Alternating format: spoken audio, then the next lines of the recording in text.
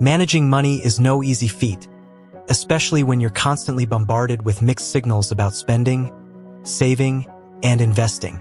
In today's consumer-driven society, it's so easy to fall into bad financial habits that can undermine your ability to build wealth.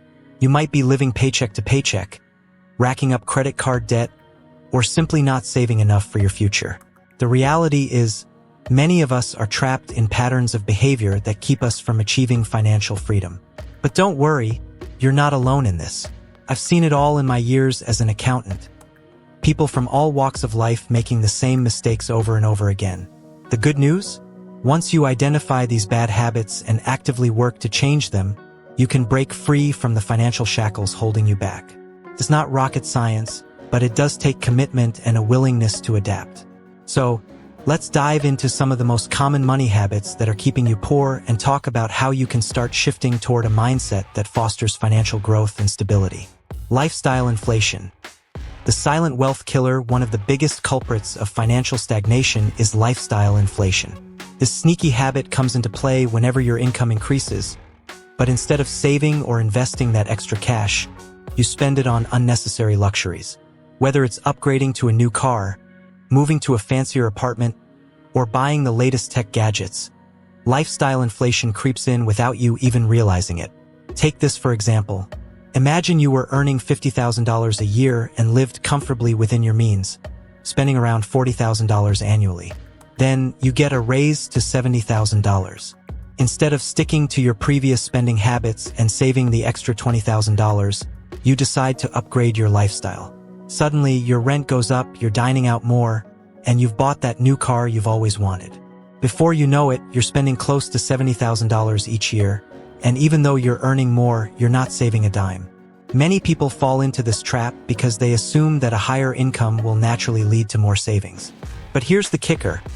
More money doesn't automatically mean you're financially better off unless you actively choose to manage it properly. To combat lifestyle inflation, you need to make a conscious effort to live below your means and put your extra income toward long-term goals like retirement or investments. The key takeaway here? Resist the urge to inflate your lifestyle every time you see a bump in your paycheck. Instead, keep your spending in check and allocate that additional income toward things that will grow your wealth over time. Remember, it's not about how much you make, it's about how much you keep. Emotional spending. The financial band-aid that never heals. We've all been there. Feeling stressed, bored, or maybe even celebrating a small victory. And then what happens? We open up our favorite online shopping app or stroll through a mall, convincing ourselves that a new purchase will make us feel better. This is emotional spending in action, and it's a quick way to derail your financial plans. Whether it's stress shopping after a long day or buying things to impress others, emotional spending is a habit that can quickly spiral out of control. Think about it. How many times have you bought something only to feel guilty afterward? Maybe it's that expensive pair of shoes or the newest gadget you really didn't need, but you convinced yourself it was worth it just this once. Emotional spending not only chips away at your savings, but it also fuels a cycle of instant gratification. Instead of addressing the root cause of your emotions, stress, boredom, or anxiety, you're using spending as a temporary band-aid. And while it might make you feel better in the moment, those feelings of satisfaction don't last long. Before you know it, you're back to square one, feeling the same emotions and looking for the next thing to buy. To break free from this habit, it's important to develop healthier coping mechanisms. The next time you're tempted to make an impulsive purchase, ask yourself why. Are you buying this because you genuinely need it, or are you trying to fill an emotional void? A good trick is to implement a 30-day waiting period before making any significant purchase. This forces you to sit with the decision and helps you distinguish between a want and a need. Another tip: replace shopping with activities that provide lasting benefits. Instead of hitting the mall when you're stressed, try exercising, meditating, or engaging in a creative hobby. Not only will these activities help improve your well-being, but they'll also keep your finances in check. The importance of an emergency fund. Your financial safety net. If there's one thing that can wreak havoc on your financial health, it's the unexpected. Whether it's a medical emergency, a car breakdown, or a sudden job loss, life has a way of throwing curveballs when you least expect it. And if you're not prepared, those unexpected expenses can send you straight into debt. That's where an emergency fund comes in. An emergency fund is your financial safety net, a cushion of savings that you can fall back on in times of need. Without one, you're left scrambling for solutions when an unexpected expense arises, often resorting to high-interest credit cards or payday loans. The last thing you want is to add more debt on top of an already stressful situation. So how much should you save in your emergency fund? Financial experts recommend having at least 3 to 6 months' worth of living expenses set aside. This should cover essentials like rent, utilities, groceries, and other necessary bills in case of a financial emergency. If your monthly expenses amount to $3,000, that means you should aim for an emergency fund of at least $9,000 to $18,000. I know it sounds like a lot of money, especially if you're starting from scratch. But the key here is to start small and build gradually. Even setting aside $50 or $100 a month can make a difference over time. The important thing is to get into the habit of saving regularly, so when life throws you a curveball, you're financially prepared. Having an emergency fund not only provides peace of mind, but it also gives you the freedom to take calculated risks in life. For instance, if you're unhappy in your current job but can't afford to leave, having an emergency fund can give you the security to explore new opportunities without fear of financial ruin. It's not just about surviving an emergency. It's about giving yourself options and the confidence to pursue new possibilities. Failing to plan for retirement. The long-term consequences retirement may feel like a distant dream, especially if you're in your 20s or 30s. But here's the harsh reality. The earlier you start saving for retirement, the better off you'll be in the long run. In fact, starting early can make all the difference between a comfortable retirement and one where you're struggling to make ends meet. Let's break it down. Say you're 25 years old and you start putting away $300 a month into a retirement account with an average return of 7%. By the time you hit 65, you could have nearly $800,000 saved for retirement. Now, let's say you wait until you're 35 to start saving that same amount. By the time you're 65, you'll have just over $380,000. That's almost a $400,000 difference, all because you waited 10 years to start saving. That's the power of compound interest working in your favor. The sooner you start, the more time your money has to grow, and the less you'll need to contribute in the long run. It's a simple concept, but it's one that too many people overlook. A common excuse I hear is, "I'll start saving for retirement when I'm earning more money." But let me tell you, there's never a perfect time to start saving. The best time to start is now, even if you can only contribute a small amount. Every little bit helps, and over time, those small contributions will add up. In addition to starting early, it's also important to take advantage of employer-sponsored retirement plans like 401(k)s. Many employers offer a matching contribution, which is essentially free money. If your employer offers a 401(k) match, make sure you're contributing enough to take full advantage of it. Otherwise, you're leaving money on the table. The dangers of high-interest debt. How to avoid the trap. Credit cards can be both a blessing and a curse.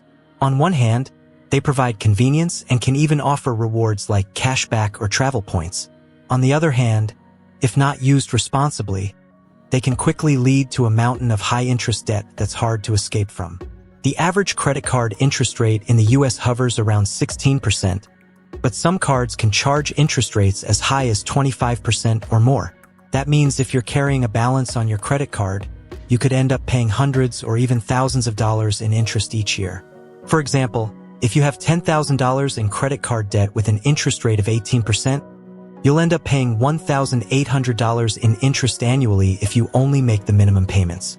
Over time, that interest adds up, and before you know it, you're stuck in a cycle of debt that's hard to break free from. The first step to avoiding this trap is to pay off your credit card balance in full each month. If you're already carrying a balance, focus on paying it down as quickly as possible. One strategy is to use the debt avalanche method, where you prioritize paying off the card with the highest interest rate first while making minimum payments on your other cards. Once that card is paid off, move on to the next highest interest rate, and so on.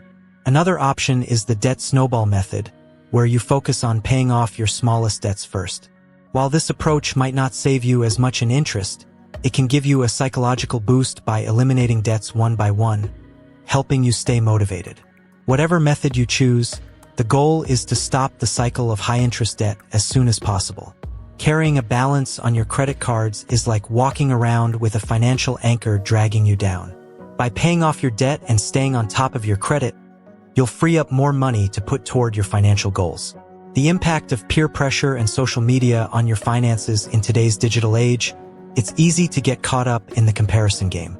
Social media is full of people showing off their latest vacations, new cars, designer clothes, and luxurious homes. And while it may look like everyone else is living their best life, the reality is often quite different.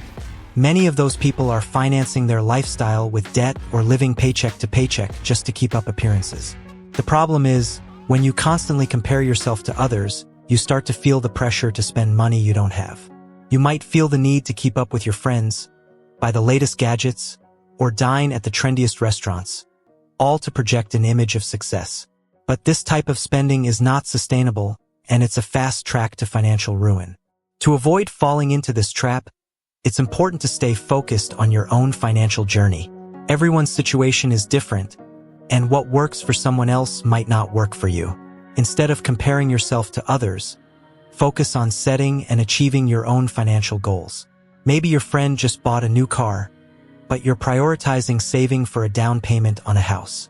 Or maybe your coworker takes lavish vacations, but you're focused on paying off debt. It's also helpful to take a break from social media every once in a while. Constantly being bombarded with images of other people's perfect lives can make you feel like you're falling behind, even if you're making progress toward your goals. Remember, social media is often a highlight reel, not a true reflection of someone's financial reality. Focusing on short-term pleasures instead of long-term gains, we live in a society that values instant gratification. We want things now, whether it's a new phone, a luxury car, or a fancy dinner at a high-end restaurant. But this focus on short-term pleasures can often come at the expense of long-term financial security. Think about it. How many times have you made an impulsive purchase, only to regret it later? Maybe it was a pricey vacation you couldn't really afford, or a designer handbag that sat in your closet after a few uses. These short-term pleasures provide a momentary sense of satisfaction, but they don't contribute to your long-term financial goals. To build wealth, you need to shift your mindset from instant gratification to long-term gains. This means prioritizing saving and investing over spending on things that don't add value to your life in the long run. It might mean skipping that fancy dinner out or holding off on buying the latest gadget in favor of contributing more to your retirement account. A great way to start is by setting clear financial goals and creating a plan to achieve them. Maybe your goal is to save for a down payment on a house, pay off student loans, or retire early. Whatever your goals are, make sure they're specific, measurable, and realistic. Then break them down into smaller, actionable steps. For example, if you want to save $20,000 for a down payment on a house in the next 2 years, that means you need to save $833 per month. By focusing on your long-term goals, you'll be less tempted to spend money on short-term pleasures that don't align with your financial priorities. By identifying and correcting these common money habits, you can start to take control of your financial future. It won't happen overnight, but with consistent effort and discipline, you can break free from the habits that are keeping you stuck and start building the wealth you deserve. Remember, it's not about making huge changes all at once. It's about making small, intentional choices every day that move you closer to your financial goals. So, take that first step today and watch your financial future transform. Subscribe now for more tips and insights to help you reach your financial goals.